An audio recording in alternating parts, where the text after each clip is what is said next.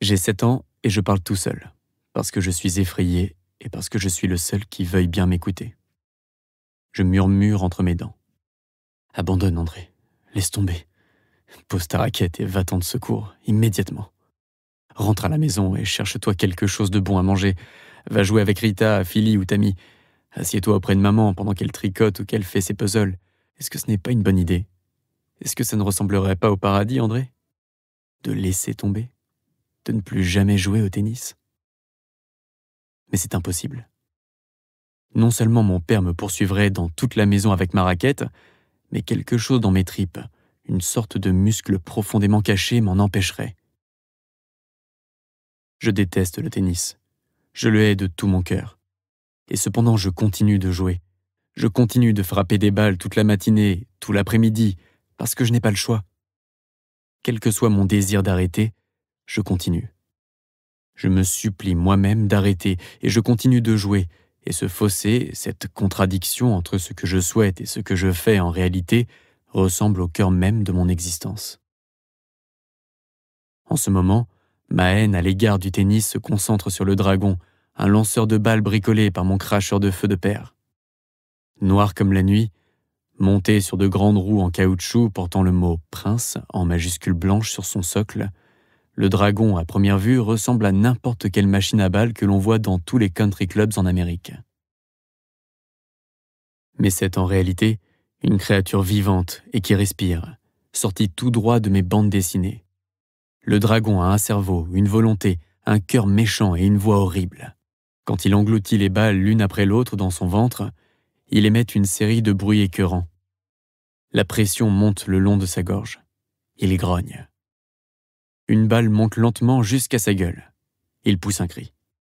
L'espace d'un instant, le dragon semble aussi cinglé que la machine à chocolat mou qui avale Augustus Gloop dans Charlie et la chocolaterie. Mais lorsque le dragon ajuste vers moi son tir mortel et m'expédie une balle à 160 km/h, le bruit qu'il émet est un rugissement à vous glacer le sang.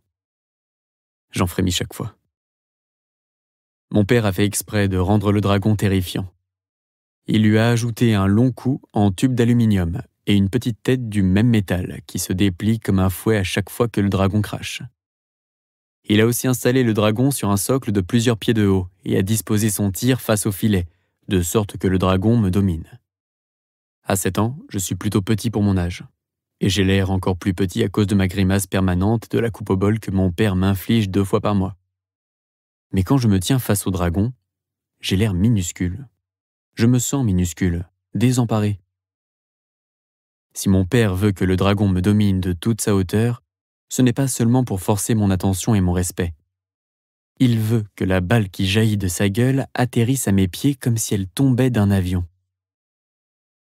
La trajectoire est telle que la balle est presque impossible à renvoyer de manière traditionnelle.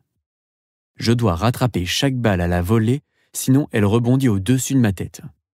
Mais cela ne suffit pas à mon père. « Frappe plus tôt !» hurle-t-il. « Frappe plus tôt !» Mon père crie toujours ses ordres 2 fois, parfois 3, parfois 10. « Plus fort !» dit-il. « Plus fort !» Mais à quoi bon? J'ai beau frapper aussi fort et aussi vite que je peux, la balle revient. Chaque balle que je renvoie par-dessus le filet va rejoindre les milliers de balles qui recouvrent le court. Pas des centaines, des milliers. Elles roulent vers moi en vagues incessantes. Je n'ai pas la place de me retourner, d'avancer un pied, de pivoter. Je ne peux pas faire un pas sans marcher sur une balle. Et pourtant, je ne peux pas marcher sur une balle. Mon père ne le supporterait pas. Si je pose un pied sur une des balles de mon père, il se met à hurler comme si j'avais marché sur la prunelle de ses yeux.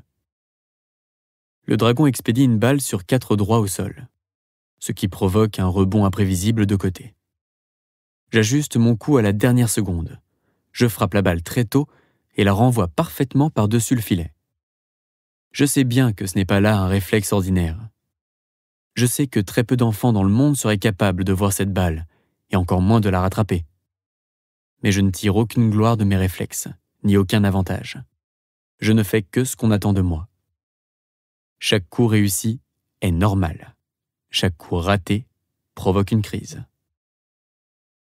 D'après mon père, si je frappe 2500 balles tous les jours, cela fera 17 500 balles par semaine. Et au bout d'un an, j'aurai frappé environ 1 million de balles. Il croit aux mathématiques.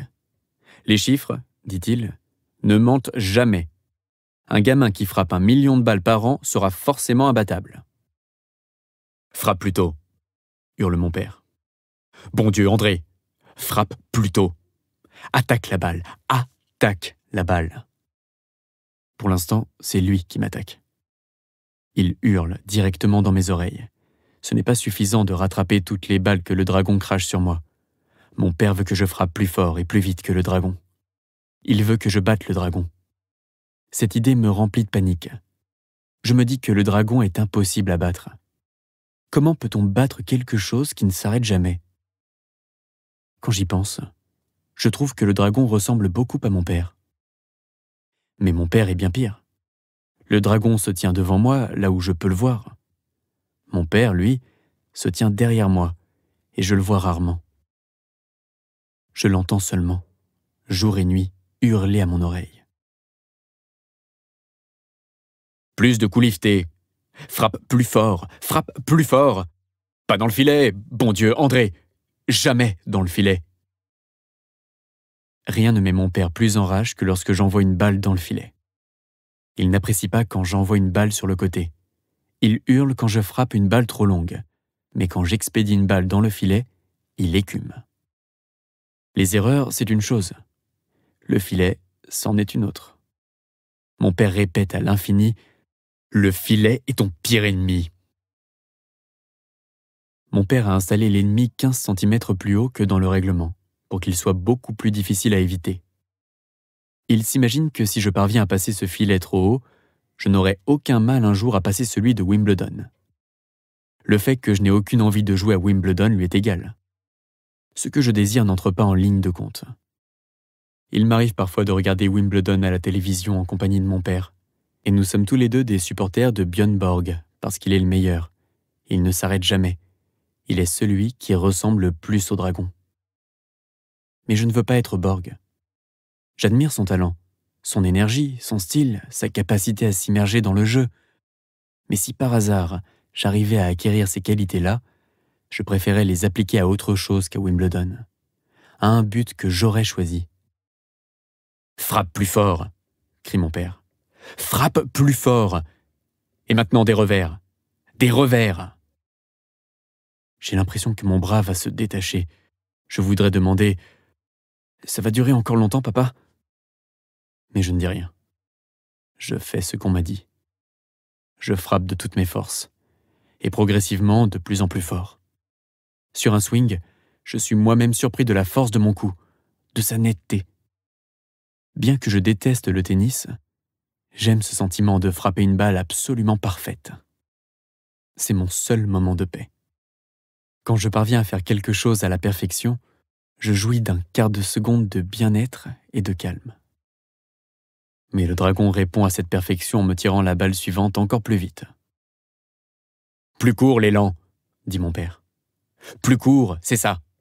Effleure la balle, effleure la balle. » À table, mon père me fait parfois une démonstration. « Glisse ta raquette sous la balle et effleure, effleure !» Il fait le mouvement d'un peintre caressant doucement une toile. C'est probablement la seule chose que j'ai vu mon père faire avec douceur. « Travaille tes volets !» hurle-t-il, ou du moins essaie-t-il de hurler. Arménien né en Iran, mon père parle 5 langues, toutes très mal, et l'anglais avec un fort accent. Il confond les V et les F, et cela donne « Travaille tes volets !» De tous ses conseils, c'est celui qu'il préfère. Il le hurle jusqu'à ce que je l'entende même dans mes rêves. « Travaille tes volets ! Travaille tes volets !» J'ai tellement travaillé mes volets que je ne vois même plus le cours. Il ne reste plus le moindre recoin de ciment vert sous les balles jaunes. Je fais un pas de côté, traînant les pieds comme un vieillard. Mon père finit tout de même par admettre qu'il y a trop de balles. C'est contre-productif. Si je ne peux plus bouger, nous n'atteindrons pas notre quota de 2500 balles par jour. Il met en marche la souffleuse, la machine géante destinée à faire sécher le cours après la pluie. Bien sûr, il ne pleut jamais là où nous vivons, à Las Vegas, dans le Nevada. Mon père se sert donc de la souffleuse pour rassembler les balles de tennis. Comme pour le lanceur de balles, mon père a bricolé une souffleuse normale pour en faire une autre créature diabolique. C'est un de mes plus anciens souvenirs. On m'arrache au jardin d'enfants pour que j'accompagne mon père au magasin de soudure, et je le vois fabriquer cette machine insensée ressemblant vaguement à une tondeuse à gazon et capable de déplacer des centaines de balles de tennis à la fois. À présent, je le regarde pousser la souffleuse. Je vois les balles de tennis qui prennent la fuite et j'ai de la sympathie pour elles. Si le dragon et la souffleuse sont des êtres vivants, peut-être que les balles le sont aussi, après tout.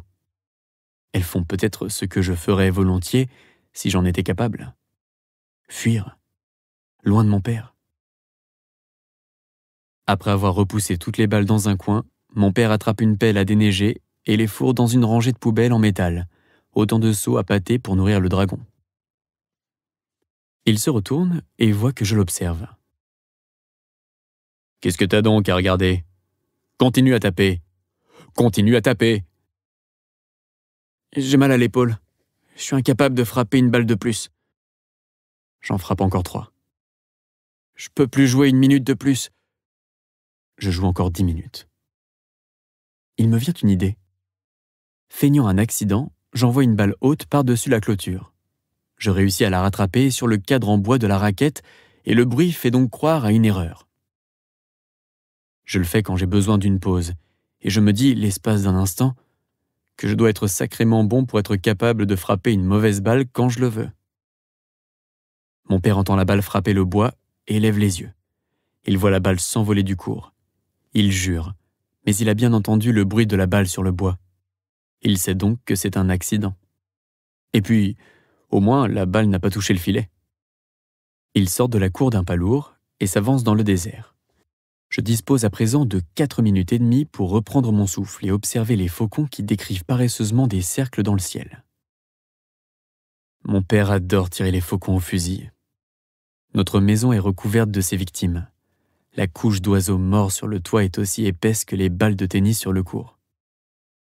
Mon père dit qu'il n'aime pas les faucons, parce qu'ils fondent sur les souris et les autres petites créatures sans défense du désert. Il ne supporte pas qu'une créature forte s'attaque à une plus faible qu'elle. C'est également vrai quand il va à la pêche.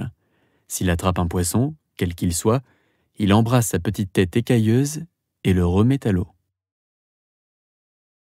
Naturellement, il n'a aucun scrupule à jouer au prédateur avec moi, à me regarder me débattre en étouffant au bout de son hameçon. Il ne voit pas la contradiction. Il se fiche bien des contradictions. Il ne voit même pas que de toutes les créatures sans défense, je suis la plus faible dans ce désert perdu. S'il en prenait conscience, je me demande s'il me traiterait différemment. Le voilà qui revient à pas lourd dans la cour. Il flanque la balle dans une poubelle et voit que je contemple les faucons. Il me lance un regard furieux.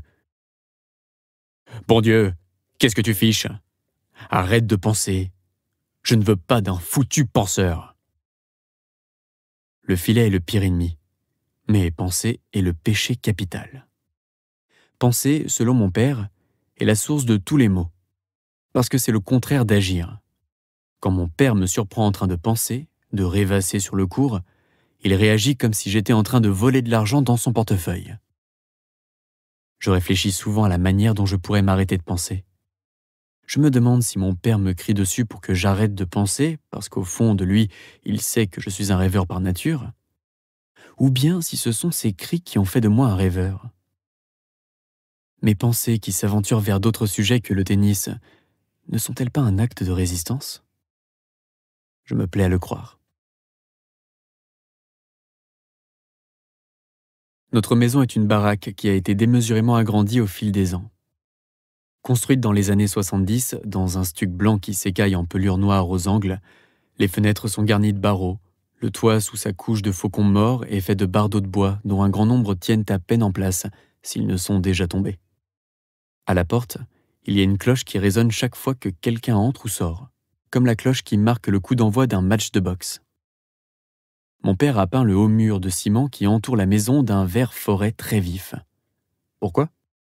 Parce que le vert est la couleur d'un court de tennis. Mon père trouve aussi très pratique d'indiquer le chemin de notre maison avec ces mots. Tournez à gauche, suivez un pâté de maison et repérez le grand mur vert. Pourtant, on ne reçoit pas tellement de visites. Autour de la maison, de tous côtés, c'est le désert, et toujours ce désert qui est pour moi synonyme de mort. Plein de buissons épineux, d'herbes folles et de crotales enroulées sur eux-mêmes. Le désert autour de notre maison semble n'avoir d'autre raison d'exister que de fournir aux gens un endroit pour se débarrasser de ceux dont ils ne veulent plus. Des matelas, des pneus, d'autres gens. Vegas, ses casinos, ses hôtels, son strip, se dressent au loin tel un mirage étincelant.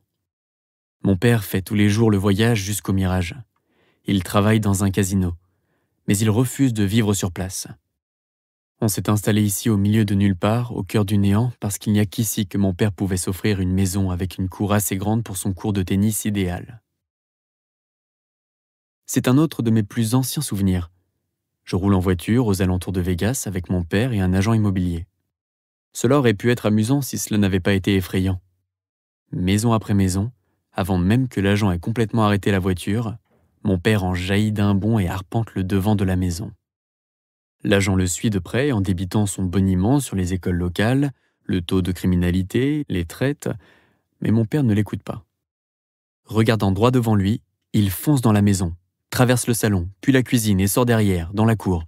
Là, il déploie d'un coup sec son mètre et se met à calculer. 23,77 m sur 10,97 m. Les dimensions d'un court de tennis.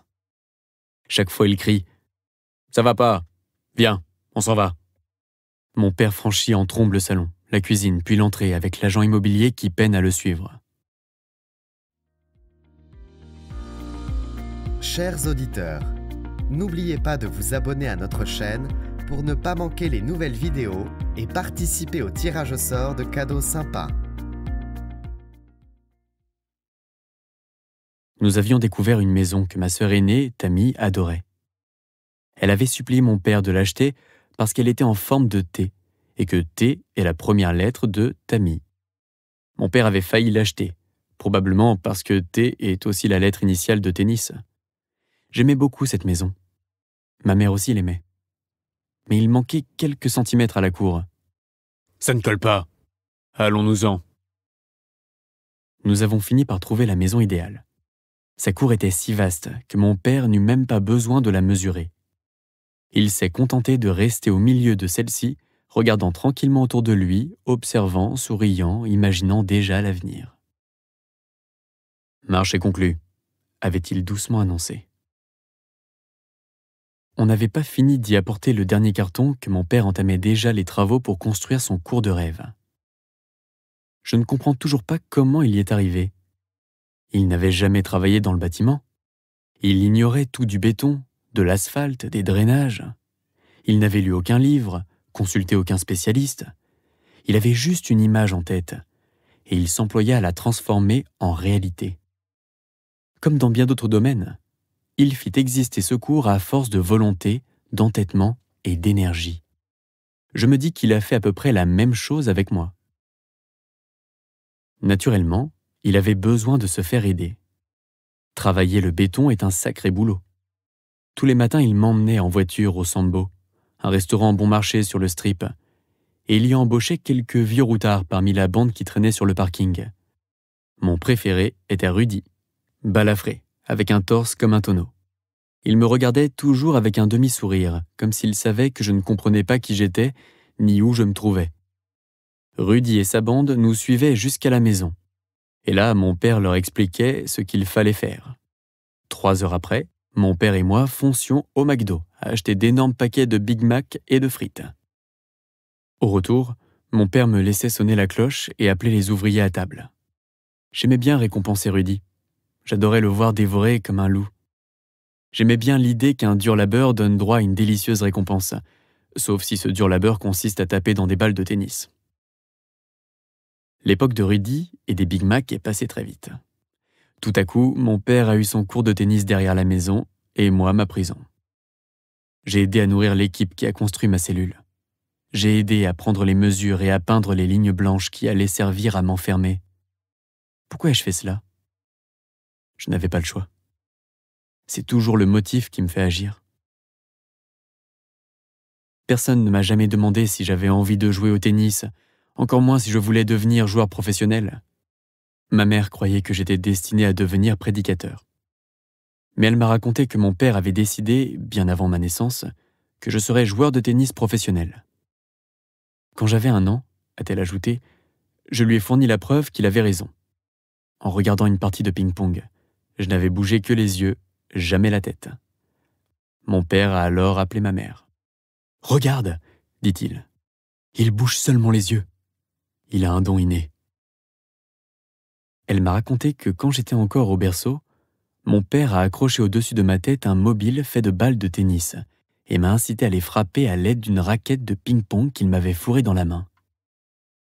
Quand j'avais 3 ans, il m'a donné une raquette aux manches sciées et m'a dit que je pouvais taper dans tout ce que je voulais. Je me suis spécialisé dans les salières. J'aimais bien les expédier à travers les carreaux. Je tapais sur le chien. Mon père ne se mettait jamais en colère. Il y a beaucoup de choses qui le mettaient en colère, mais jamais le fait de me voir frapper n'importe quoi de toutes mes forces avec une raquette. Quand j'avais 4 ans, il me fit jouer avec des champions de tennis qui passaient par la ville, à commencer par Jimmy Connors. Mon père me dit que Connors était un des meilleurs joueurs de tous les temps. Ce qui m'impressionnait le plus, c'est que Connors avait la même coupe au bol que moi. Après que nous eûmes joué, Connors dit à mon père qu'il était sûr que je deviendrais très bon. « Je le sais déjà », dit mon père d'un air blasé. « Très bon. Il va devenir le numéro 1 mondial. » Il n'attendait pas une confirmation de Connors.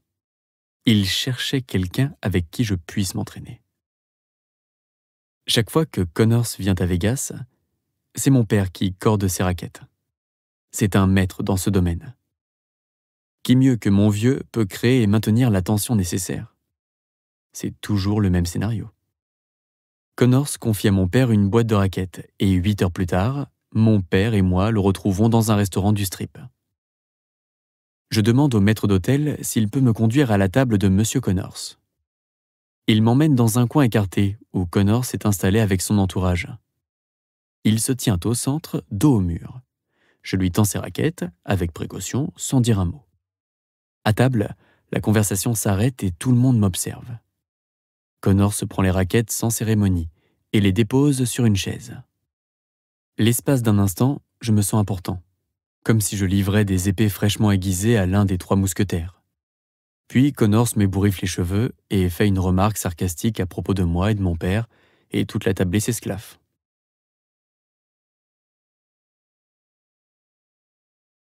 Plus je progresse au tennis, moins je suis bon à l'école, ce qui me fait de la peine.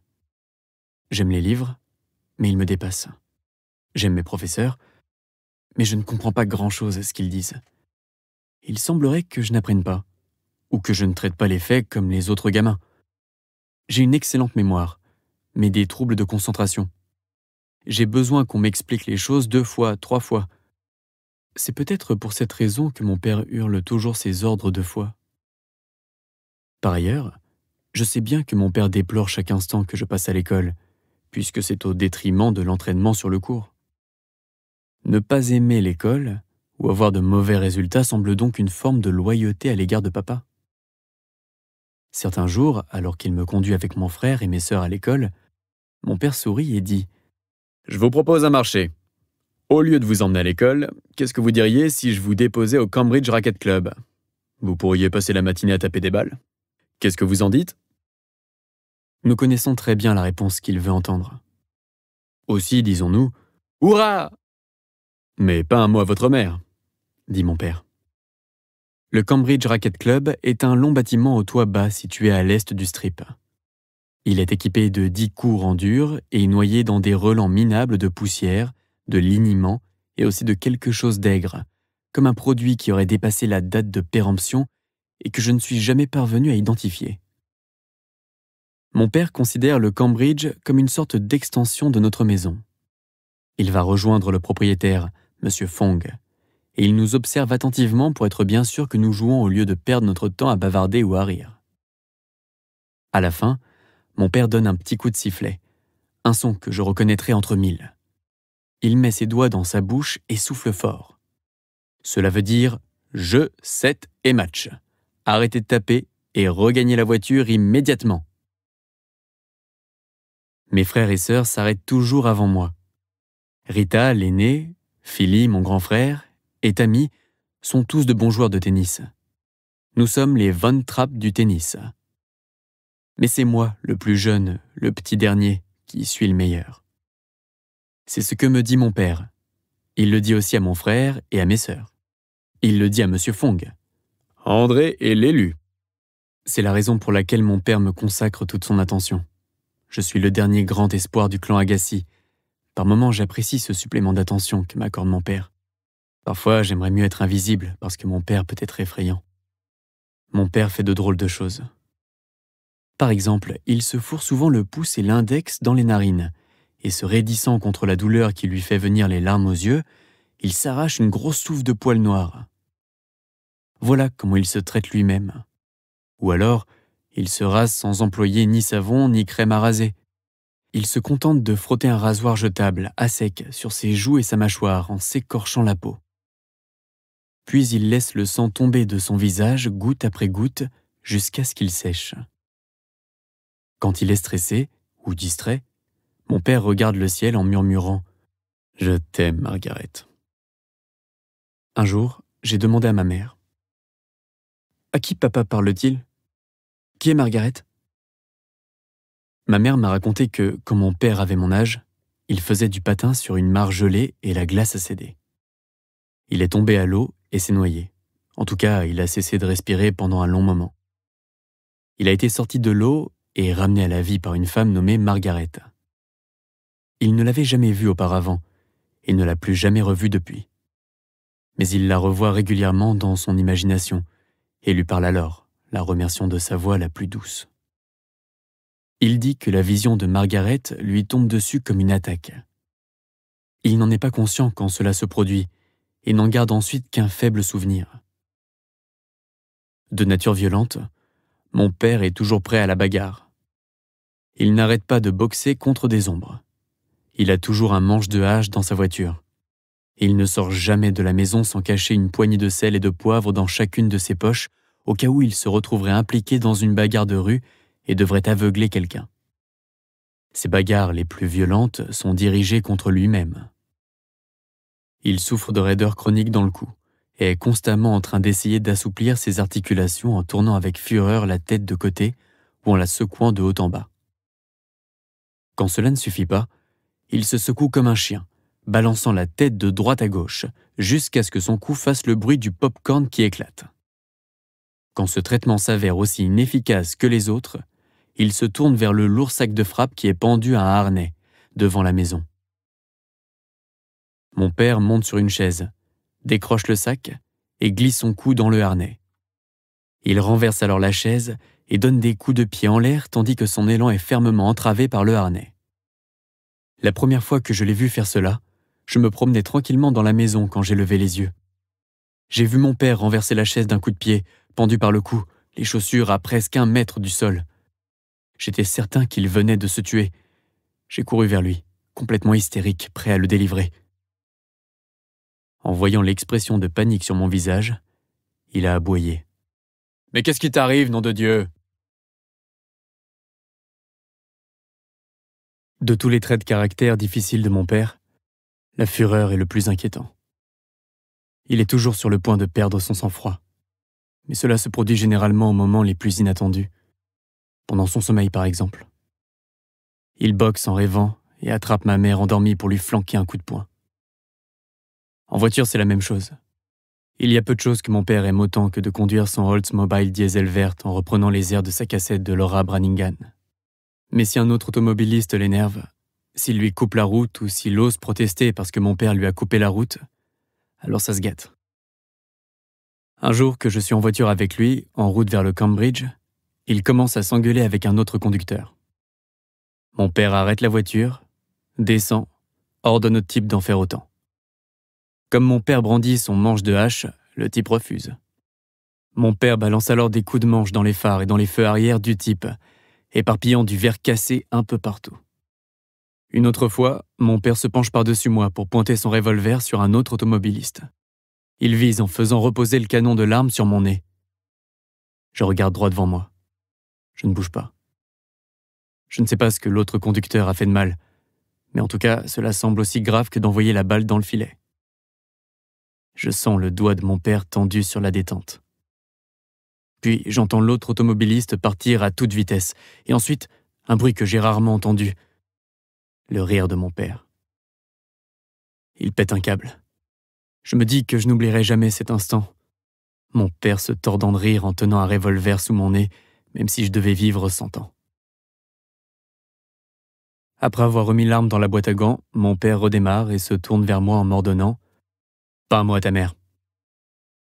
Je ne comprends pas pourquoi il dit cela. Que ferait ma mère si on lui racontait la scène? Elle n'avance jamais la moindre protestation. Peut-être mon père pense-t-il qu'il y a une première fois à tout?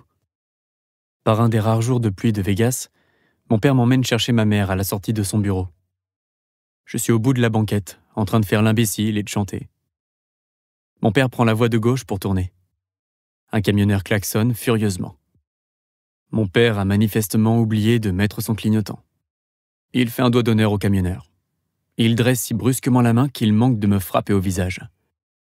Le camionneur gueule quelque chose. Mon père l'abreuve d'un torrent d'insultes. Le camionneur pile, ouvre sa portière. Mon père s'arrête à son tour et bondit de la voiture. Je rampe sur le siège arrière et suis la scène par la lunette. La pluie tombe de plus en plus drue. Mon père s'approche du camionneur, qui lui envoie un coup de poing. Mon père se penche, dévie le coup du sommet de sa tête et expédie alors à son adversaire une série de coups incroyablement rapides qui finit par un uppercut. Le camionneur est allongé au sol. Il est mort, j'en suis sûr. En tout cas, cela ne va pas tarder puisqu'il est au milieu de la route et que quelqu'un va lui rouler dessus. Mon père regagne la voiture et nous décampons. Je reste derrière et regarde le camionneur par la lunette arrière. Je vois la pluie tomber à verre sur son visage inanimé. Je me retourne pour regarder mon père, qui grommelle et lance des invectives à son volant. Juste avant de récupérer ma mère, il regarde ses mains, ouvre et ferme les poings pour s'assurer que les articulations ne sont pas cassées. Puis il me regarde sur le siège arrière, droit dans les yeux, comme s'il venait de voir Margaret. Et d'une voix étrangement douce, il me dit « Pas un mot à ta mère ». C'est à ces moments-là et à bien d'autres que je repense quand il me prend l'envie de dire à mon père que je ne veux pas jouer au tennis.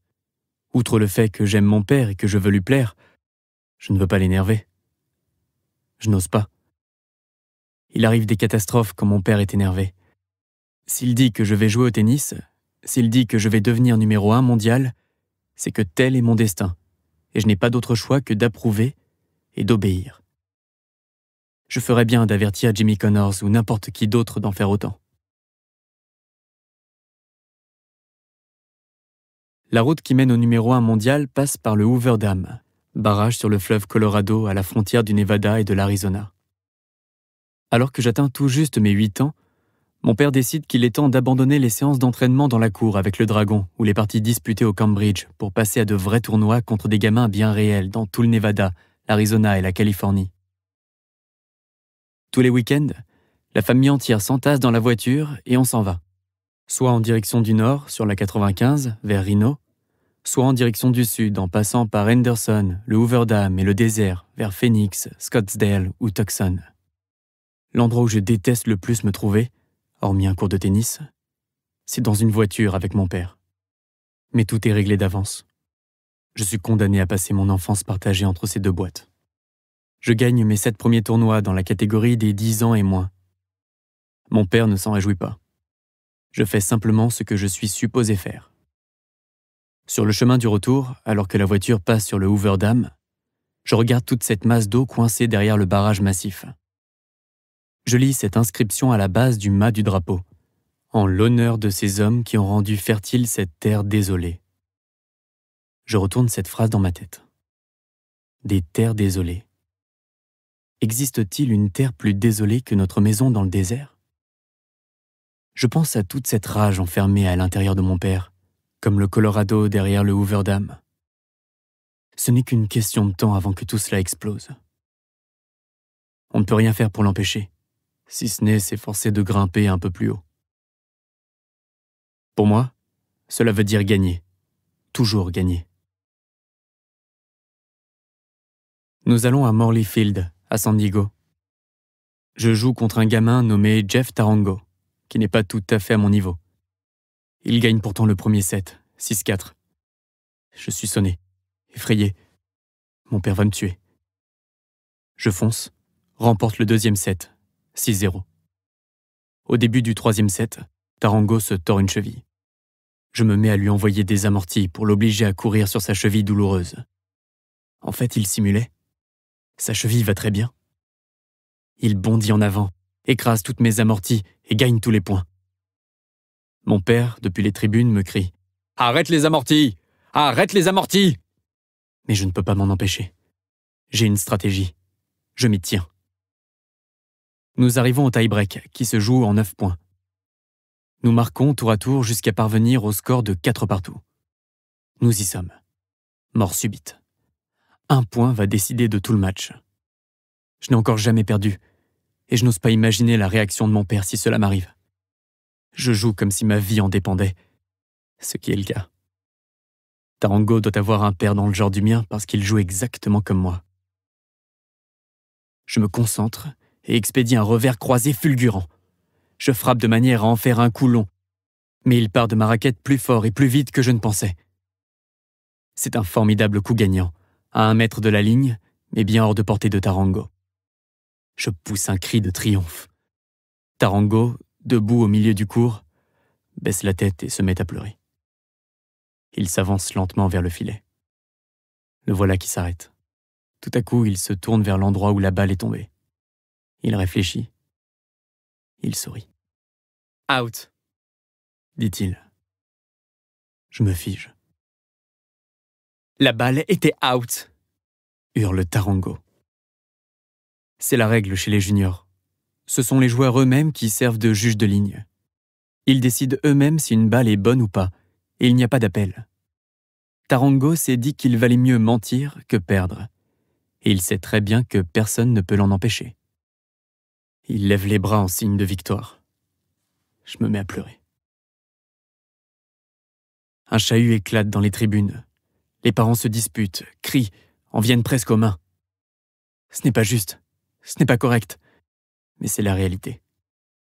Tarango est le vainqueur. Je refuse de lui serrer la main.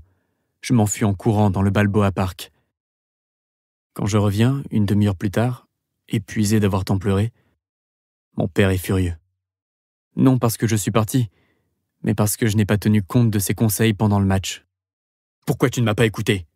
Pourquoi tu as continué à envoyer des amortis ?» Pour une fois, je n'ai pas peur de mon père. Peu importe qu'il soit en colère contre moi. Je le suis encore plus.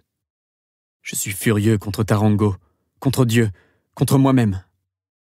Même si Tarango a triché, je n'aurais pas dû lui donner la possibilité de le faire. Je n'aurais pas dû laisser le match en arriver là. À cause de cela, je compte désormais une défaite à mon actif. Et pour toujours. On ne pourra jamais rien y changer. Cette idée m'est insupportable, mais je ne peux y échapper. Je suis faillible. Déshonoré, imparfait. 1 million de balles frappées contre le dragon. Et pour quel résultat ? Après des années passées à écouter mon père fulminer contre mes défauts, une défaite a suffi pour que je reprenne à mon compte ses récriminations. J'ai intériorisé mon père, son impatience, son perfectionnisme, sa rage, au point que sa voix n'est plus très différente de la mienne. Je l'ai faite mienne à présent. Je n'ai plus besoin que mon père me torture. À partir de ce jour, je vais m'en charger moi-même.